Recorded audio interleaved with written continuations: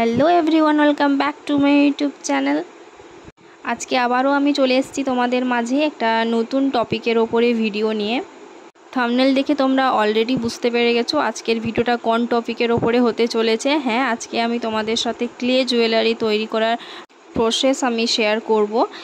ভিডিওটাতে যেহেতু আমি ক্লে জুয়েলারি তৈরি করার full process step by step তোমাদের কাছে তুলে ধরার চেষ্টা করেছি, তো ভিডিওটা একটু লেন্দি হয়ে গেছে, তো তোমরা প্লিজ স্কিপ না করে ফুল প্রসেসটা দেখতে থাকো।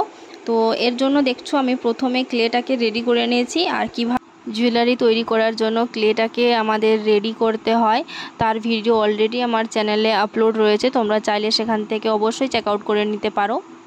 যেহেতু আমি আজকের এই জুয়েলারিটাতে শিউলি ফুলের থিম রেখেছি, তো ফার্স্টে আমি শিউলি ফুলগুলো রেডি করে নিচ্ছি।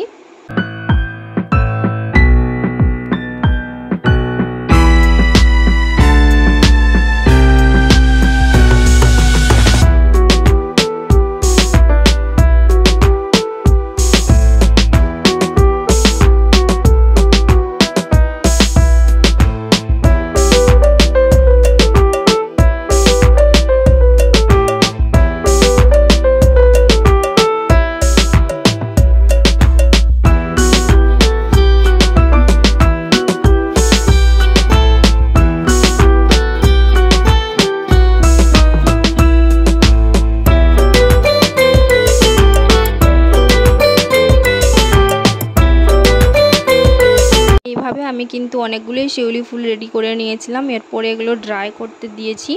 ড্রাই হয়ে যাওয়ার পরে এরকম একটা বেস আমি অলরেডি রেডি করে রেখেছিলাম। তোমরা যদি জানতে চাও এই বেসটা আমি কিভাবে রেডি করেছি, কমেন্ট করে অবশ্যই জানাও। আমি এর জন্য একটা আলাদা করে ভিডিও আপলোড করে দেব কিভাবে আমি বেসগুলো রেডি করি। এরপরে আমি একে একে সবগুলোতে একটা প্রাইমার কোট দিয়েছি। এর জন্য আমি অবভিয়াসলি জেসো ইউজ করেছি, তোমরা চাইলে হোয়াইট অ্যাক্রিলিক কালার ইউজ করতে পারো। এতে কি হয়, আমরা এরপরে যে কালারগুলো অ্যাপ্লাই করব এগুলো ভালোভাবে ফুটে ওঠে। এরপরেই দেখছো আমি যে বেসটা নিয়েছিলাম সেটার উপরে কিন্তু আমি একটা ডার্ক কালার ইউজ করছি। বেসিক্যালি আমি রেডের সাথে হালকা একটু ব্ল্যাক মিক্স করেই কালারটা তৈরি করেছি। এরপরে আমি সম্পূর্ণটাতে এই কালারটা ইউজ করে নেব। প্রাইমার কোটটা সম্পূর্ণভাবে শুকনো হওয়ার পরেই কিন্তু আমি কালারটা করেছি। কালারটা আমি সম্পূর্ণ শুকনো হতে দিইনি, এর মাঝেই আমি সাইড থেকে একটু রেড কালার নিয়ে এটাকে অ্যাপ্লাই করেছি। এরপরে আমি হালকা হালকাভাবে ওই কালারটার সাথে মিক্স করে নিয়েছি। এতে দেখছো বর্ডার থেকে একটা শ্যাডো ক্রিয়েট হয়েছে। বেস কালারটা যদি শুকনো হয়েছে তো তাহলে কিন্তু এই শ্যাডো ব্যাপারটা হতো না। এর জন্য মনে রাখবে এই বেস কালারটাকে সম্পূর্ণ ড্রাই না করেই এই কালারটা অ্যাপ্লাই করার। এরপরে চারিদিকের আমি বর্ডারটাতে রেড কালারটা ইউজ করে নেব হাইলাইট করার জন্য। বেস কোটটা অ্যাপ্লাই করার ফলেই কিন্তু কালারগুলো ভালোভাবে ফুটে উঠছে। দেখছো তোমরা আমি এরপরে শিউলি ফুলগুলোকে কালার করে নেব।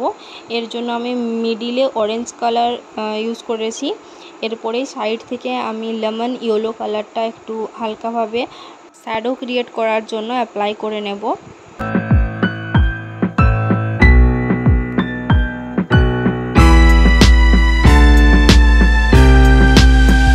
এই যে দেখছো আমার শিউলি ফুলগুলোও রেডি হয়ে গেছে। এরই মাঝে বেসটা যেটা ইউজ করব আমি সেটাও কিন্তু শুকনো হয়ে গেছে। সাইডে যে তোমরা ডরিটা দেখতে পাচ্ছ ওটা আমি সিল্ক থ্রেড দিয়ে বানিয়েছি। এরও ভিডিও যদি তোমরা দেখতে চাও কিভাবে আমি বানিয়েছি তো অবশ্যই তোমাদেরকে কমেন্ট করে আমাকে জানাতে হবে। তো এরপর আমি বেসটাতে কিছু কোটেশান লিখব। এর জন্য আমি হোয়াইট অ্যাক্রিলিক কালার ইউজ করেছি, আর হ্যাঁ তুলিটা আমি ইউজ করেছি 000 নাম্বারের। এই কথা বলতে ক্লে দিয়ে আমি যখন বেসগুলোকে রেডি করেছিলাম আমার কিন্তু এতটাও পছন্দ হয়নি, বাট কালার করার ফলে এগুলো এতটাই গর্জাস লাগছিল না, আমার কি বলবো। মানে তোমরা যদি যেমনভাবেই বানাও কিন্তু কালারটা যদি ভালোভাবে করতে পারো না তাহলে যে কোনো জুয়েলারি কিন্তু ভালোভাবে ফুটে উঠবে।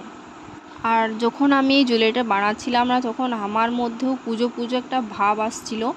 মানে আমরা পুরো বছর ধরে মায়ের আসার জন্য অপেক্ষা করি, আর এই অপেক্ষার মুহূর্তটা তো কিন্তু বলে বোঝানো যাবে না। তো যেহেতু সামনেই আমাদের বাঙালিদের সবথেকে বড় উৎসব দুর্গাপুজো আসতে চলেছে, তো আমিও ভাবছি আমার চ্যানেলে পুজো স্পেশাল জুয়েলারি এবং অবশ্যই হ্যান্ডমেড জুয়েলারি এবং ফেব্রিক পেন্টিংয়ের কালেকশান নিয়ে আসবো। তো তোমরা যদি এক্সাইটেড থেকে থাকো তাহলে চ্যানেলটাকে অবশ্যই সাবস্ক্রাইব করে দিও অ্যান্ড কমেন্ট করে অবশ্যই জানাবে তোমরা কীরকম ডিজাইনের জুয়েলারি পছন্দ করো। এই যে দেখছো তোমাদের সাথে কথা বলতে বলতে কিন্তু আমার লেখাটাও কমপ্লিট হয়ে গেছে।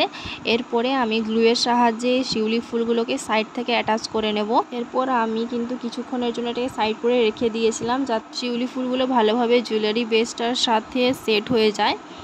ততক্ষণে আমি এই ডোরিটাকে ডেকোরেট করার জন্য কিছু বিটস ইউজ করেছি। এগুলো কিন্তু আমি ক্লে দিয়ে বানিয়েছি।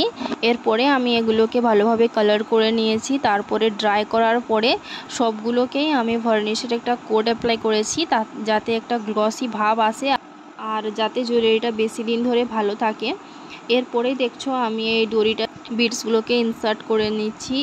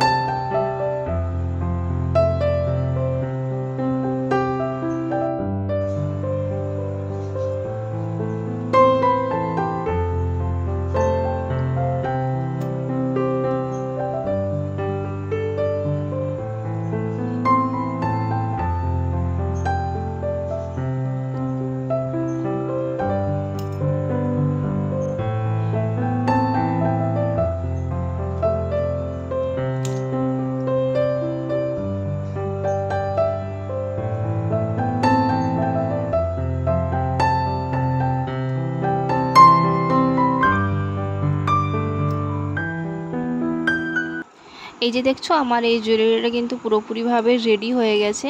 তোমাদের যদি আজকের এই জুয়েলারি কালেকশনটা ভালো লেগে থাকে তাহলে অবশ্যই চ্যানেলটাকে সাবস্ক্রাইব করে দাও এবং পাশে থাকা বেল আইকনটা হিট করতে একটুও ভুলবে না। এতে আমি পরবর্তীতে কোনো ভিডিও আপলোড করলে সবার প্রথমেই তোমাদের কাছে নোটিফিকেশান চলে যাবে। তো দেখা হচ্ছে আবার পরের ভিডিওতে।